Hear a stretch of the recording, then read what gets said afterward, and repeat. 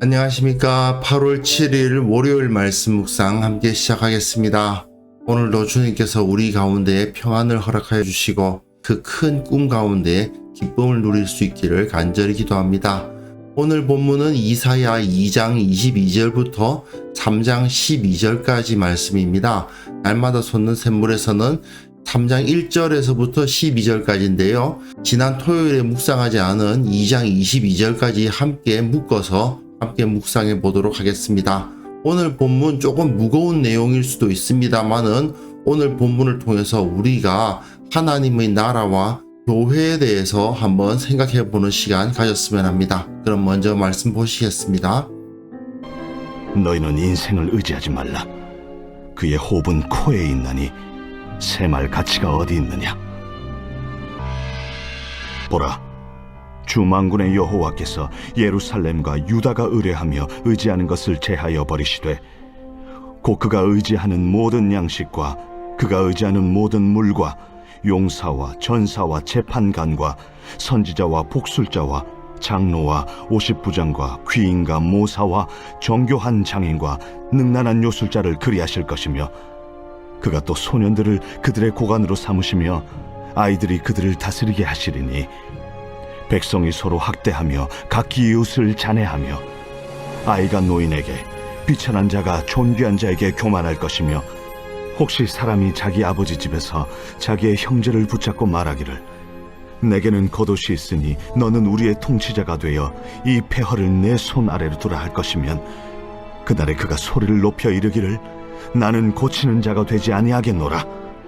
내 집에는 양식도 없고 의복도 없으니 너희는 나를 백성의 통치자로 삼지 말라 하리라. 예루살렘이 멸망하였고 유다가 엎드러졌음은 그들의 언어와 행위가 여호와를 거역하여 그의 영광의 눈을 범하였습니다. 그들의 안색이 불리하게 증거하며 그들의 죄를 말해주고 숨기지 못함이 소돔과 같으니 그들의 영혼에 화가 있을진저 그들이 재앙을 자취하였도다. 너희는 의인에게 복이 있으리라 말하라. 그들은 그들의 행위의 열매를 먹을 것이며 악인에게는 화가 있으리니 이는 그의 손으로 행한 대로 그가 보응을 받을 것임이니라.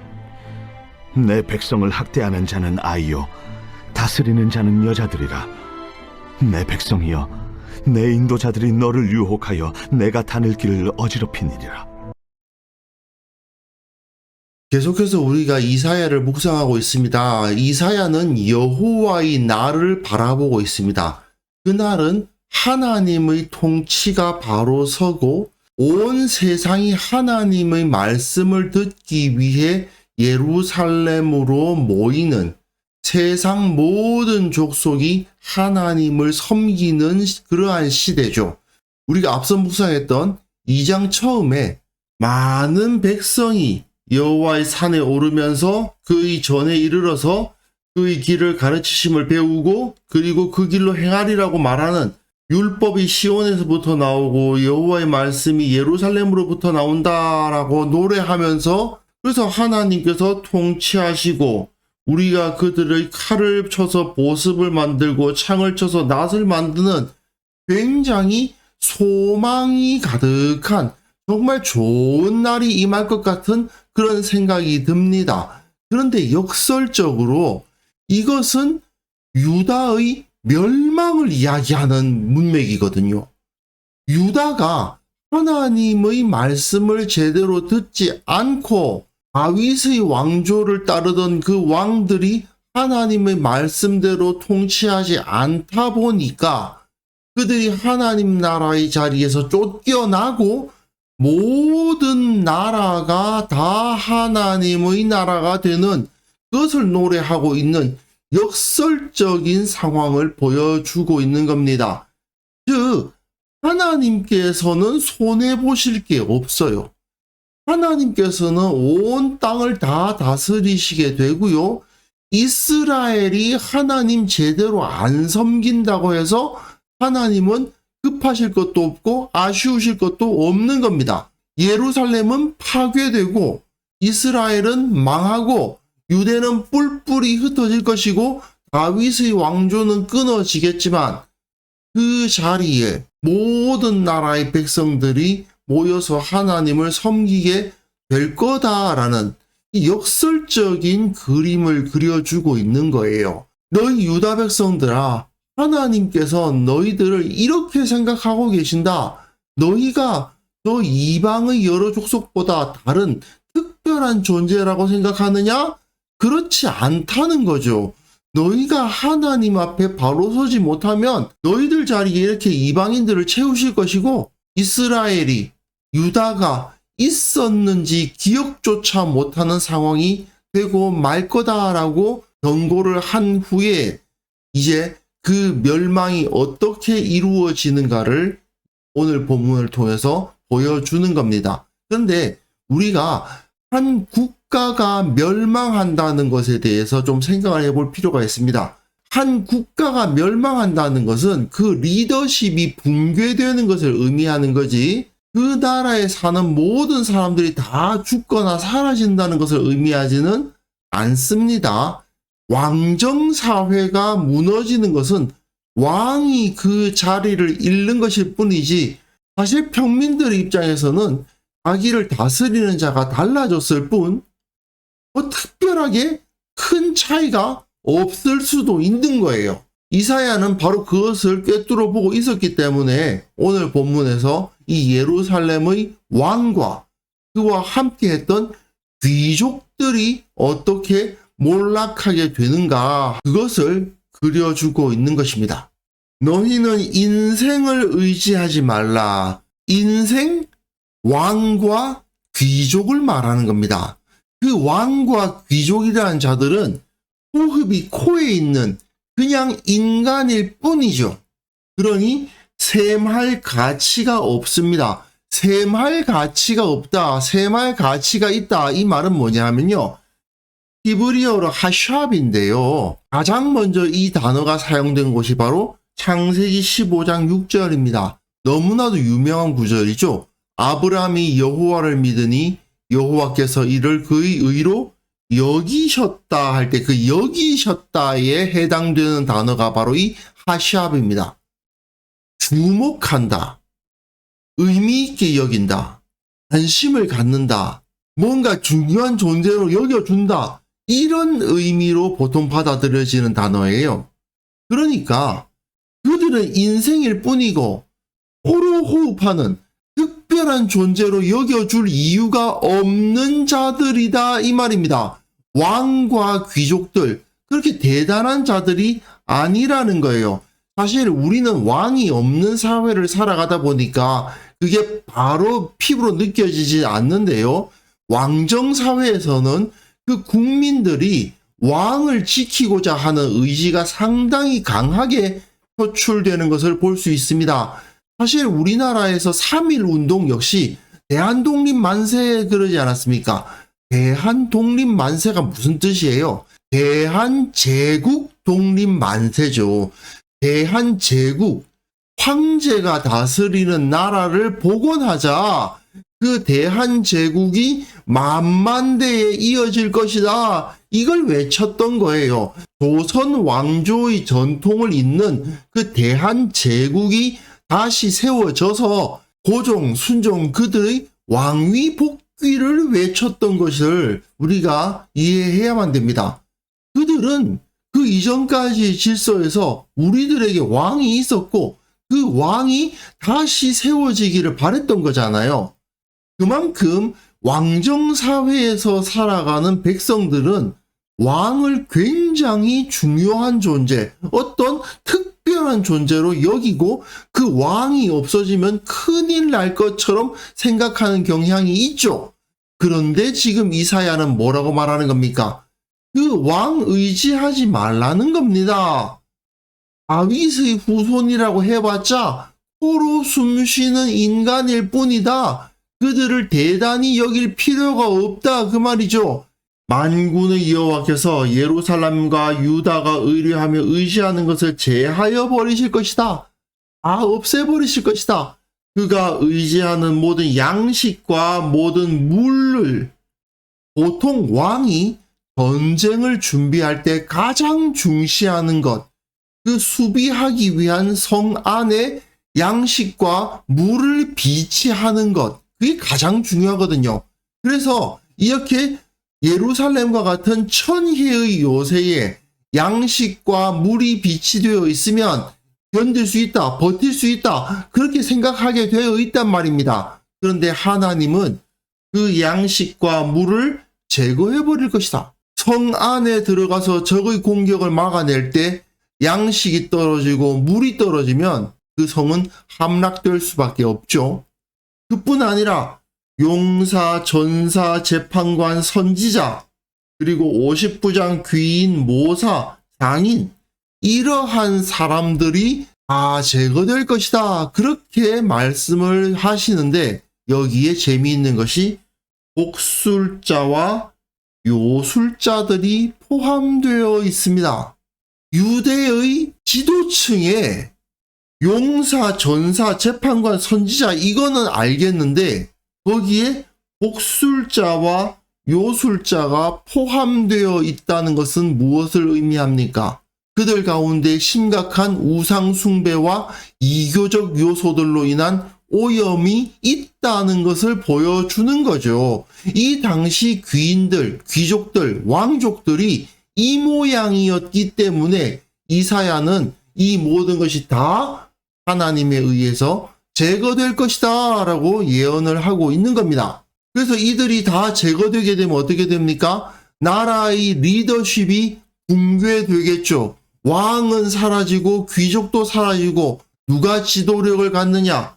소년들, 아이들이 고관이 되고 다스리는 자가 된다는 말입니다. 무능한 자들이 정치를 해본 적도 없고 다스림을 실천해 본 적도 없는 자들이 그 나라를 다스리게 된다는 거죠. 그러다 보니 어떤 일이 벌어집니까? 백성은 서로 학대하고 이웃을 잔해하며 아이가 노인에게, 비천한 자가 존귀한 자에게 교만하고 기존의 질서가 다 무너집니다. 어린아이가 노인을 공경하는 것이 당연하고 이 당시에는 천민과 귀족이 있으니까 천민들이 귀족을 공경하는 것이 당연했었는데 이제는 그렇지 않게 된다는 거죠. 이러한 절망적인 상황을 그대로 보여주는 일화를 그려줍니다. 어떤 사람이 자기 아버지 집에서 자기 형제를 붙잡고 말하기를 너에게는 겉옷이 있으니 겉옷 한 벌 있다는 말이에요. 너는 우리의 통치자가 되어 이 폐허를 내 손안에 두라 할 것이면 모두가 다 겉옷 한 벌조차 가지지 못할 정도의 빈궁한 상태에 떨어졌는데 겉옷 한 벌이라도 가지고 있는 수준의 조금 나은 수준에 있는 사람이 네가 우리의 통치자가 되라. 네가 이 나라를 한번 이끌어봐. 이런 소리를 듣게 된단 말입니다. 그러면 그날에 그가 소리를 높여 이르기를 그 겉옷 한 벌 가진 자가 말하기를 나는 고치는 자가 되지 아니하겠노라. 이 폐허를 내가 어떻게 고치라는 거냐? 이 망가진 상황에서 내가 뭘 다시 재건하라는 거냐? 나는 그런 거 될 수 있는 사람이 아니다. 내 집에는 양식도 없고 의복도 없다. 너희는 나를 백성의 통치자로 삼지 말라 하리라. 아무도 그들 앞에 나서서 그 민족을 이끌 수 있는 사람이 없다는 거죠. 거기서 누가 누구를 다스리고 리더십을 갖는다는 것을 생각할 수 없는, 그야말로 그 자체가 의미 없는 상황이 되어 버릴 것이다. 이렇게까지 예루살렘이 완전히 무너질 것이다 라고 예언하고 있는 것입니다. 이제 이사야는 예루살렘이 왜 멸망했는가에 대한 결론을 내리고 있죠. 그 고관들과 귀족들이 어떻게 했습니까? 말과 행동으로 여호와 하나님을 거역했습니다. 하나님의 영광의 눈을 범하였습니다. 하나님의 눈앞에서 죄를 범했다는 것입니다. 그들의 안색이 불리하게 증거하며 그들의 죄를 말해주고 숨기지 못함이 소돔과 같으니 하나님께서 그 소돔의 죄악을 보시고 그 소돔을 완전히 파괴하지 않으셨습니까? 그것과 같이 하나님 앞에 그들의 죄악을 감출 수가 없어요. 그들의 죄악이 완전히 드러나서 화를 당하고 재앙을 자취하였도다. 재앙을 당할 수밖에 없도록 그들이 그 멸망의 길로 걸어갔다는 이야기입니다. 근데 도대체 그들의 말과 행동으로 무슨 죄를 저질렀길래 이런 일을 당해야 되는가 싶죠. 10절과 11절을 보시면 짐작할 수가 있죠. 너희는 의인에게 복이 있으리라 말하라. 그들은 그들의 행위의 열매를 먹을 것이며 악인에게는 화가 있으리니 이는 그의 손으로 행한 대로 그가 보응을 받을 것임이니라. 의인에게는 복을 선포하고 악인에게는 벌을 줬어야 되는데 그게 고위층이고 다스리는 사람인데 그러질 않았다는 거 아닙니까? 그러니 그들이 다 쫓겨남을 당하고 내 백성을 학대하는 자는 아이요 다스리는 자는 여자들이라. 통치자로서 당시로서는 도무지 상상조차 할 수 없었던 어린 아이들과 여자들이 그 나라를 다스리는 상황, 결국 그 통치에 전혀 적합하지 않은 무능한 자들이 그 나라를 다스리게 되었고 결국은 너의 인도자들이 너를 유혹하여 네가 다닐 길을 어지럽히는 상황에 빠뜨렸고 이스라엘은 하나님의 백성으로서의 역할을 감당하지 못하고 멸망의 길로 걸어가게 됐다는 겁니다. 이사야를 읽어보면요. 이렇게 멸망을 예언하고 있으면서도 예레미야처럼 안타까워하면서 눈물을 흘리고 있는 것 같지는 않다. 그런 생각이 들어요. 물론 이사야가 이런 말씀을 전하는데 안타까운 마음이 왜 없었겠습니까? 그러나 그것을 직접적으로 표현하고 있지는 않죠. 왜냐? 예루살렘 망하고 다윗 왕조 끊어져도 온 세상 만민이 예루살렘에 와서 하나님의 백성이 되리라는 그 비전을 바라보면서 나도 유대인이지만 유대 망해도 돼. 하나님께서 영광을 받으실 거 아니야. 이스라엘과 유대인들은 버림을 당해도 하나님의 나라는 사라지지 않는구나. 하나님의 영광은 변하지 않는구나. 하나님은 이스라엘이 아니어도 영광 받으실 건 다 받으시는구나. 나는 이스라엘의 편이 되지 않겠다. 나는 하나님의 편이 되겠다. 그러므로 이스라엘은 이렇게 멸망을 당하게 된다라고 선포하고 있는 거죠. 물론 이사야도 그 마음이 얼마나 아팠겠습니까마는 그 아픔을 철저히 숨기고 하나님께서는 너희들 필요 없어. 이렇게 아주 단호하게 심판의 메시지를 던지고 있는 것을 볼 수 있습니다. 자, 이것을 생각해 보면요. 우리에게도 마찬가지라는 경각심이 필요합니다. 하나님은요, 한국 교회가 없어도 괜찮으십니다. 우리가 알고 있는 그 교회가 아니어도 얼마든지 예배와 찬송을 받으실 분이죠.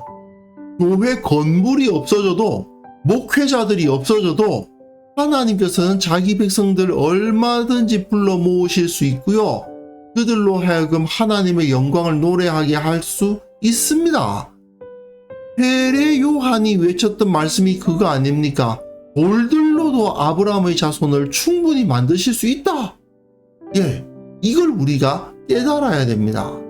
우리가 바로 살지 못하면 하나님께서 급하실 것이 있는가? 하나님께서 아쉬우실 것이 있는가? 아니란 말입니다. 우리를 버리시고 그 자리에 다른 사람들로 채우시면 돼요.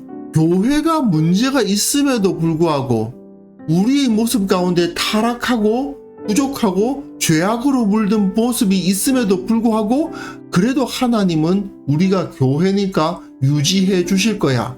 이대로 우리를 보호해 주실 거야.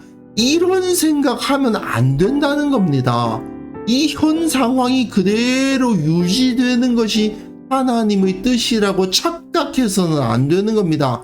예루살렘의 악하고 무능한 왕과 고관들이 버림을 당하고 그 나라가 망했어도 하나님의 나라는 망하지 않습니다. 교회 역시 마찬가지입니다. 기존의 목회자들, 기존의 지도자들이 그 자리에서 사라질 수도 있고요. 그 교회의 조직들이 다 와해될 수도 있고요. 유명했던 교회들이 다 사라져 버릴 수도 있고요. 건물이 무너질 수도 있어요. 그렇다고 해서 하나님의 백성이 사라지지는 않습니다. 만약 하나님 앞에서 바르지 못하고 거짓을 말했던 자들이 회개하고 변화되지 않는다면 결국 제거될 수밖에 없다는 것을 우리는 깨달아야 합니다.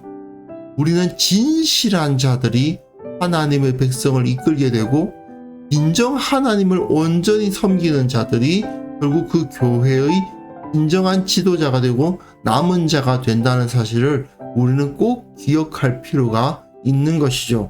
그래서 이 시간 함께 기도하실 때에는요, 우리가 신앙의 본질과 핵심에서 떠나지 않게 하옵소서. 외형적으로 보이는 것에 주목하지 않게 하옵소서. 교회의 모든 성도들이 본질을 붙들고 헛된 조직이나 전통이나 건물이나 직분이나 의례나 그런 것을 중시하지 않고 오직 주님의 복음 가운데 온전히 설 수 있게 하옵소서. 함께 기도하는 시간 가졌으면 합니다.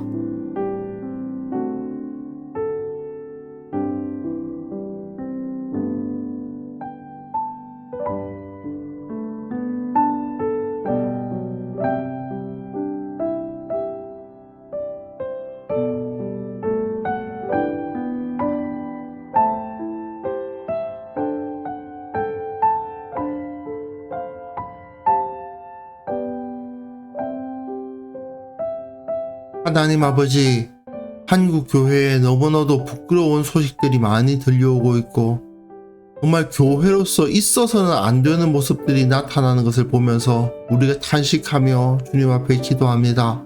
우리가 신앙의 본질과 핵심에서 떠나지 않게 하시고 인간적인 것들, 외형적인 것들, 보이는 것에 주목하는 어리석은 자가 되지 않도록 지켜 보호하여 주시기를 원합니다. 참으로 우리가 부패한 모습들, 거룩하지 못한 모습들을 안고 있으면서도 우리는 교회니까 유지될 것이라, 이 장소는 하나님을 예배하는 장소니까 유지될 것이라, 이 건물은, 이 전통은 하나님의 이름으로 칭해지니까 계속 이어져 나갈 것이라 착각하는 자들이 되지 않도록 도와주시고, 오직 예수 그리스도 우리 주님의 복음을 붙들고 주님을 닮는 것에 최선을 다하여 집중하는 참된 살아있는 교회가 되게 하여 주옵소서. 아버지, 한국 교회를 위해서 다시 한번 기도합니다. 주님의 뜻 안에서 바로 서게 하시고 올바른 길을 찾아서 개혁되는 그러한 역사가 일어날 수 있도록 도와주옵소서. 잘못된 부분들 주님께서 고쳐주시고 저들이 먼저 회개하고 돌아올 수 있도록 도와주시고 주님 앞에 부끄러웠던 것들 다 끊어내고 주님 앞에 온전한 모습으로 돌아올 수 있도록 주께서 은혜 베풀어 주시기를 원합니다. 주님, 오늘 하루 우리가 주님의 영광을 바라보며 살아갑니다. 우리가 어떤 모습으로 어느 장소에서 서 있든지 주님을 기억하고 주님을 높이고 주님을 닮아가는 하루가 되게 하여 주옵소서. 예수님의 이름으로 기도합니다. 아멘.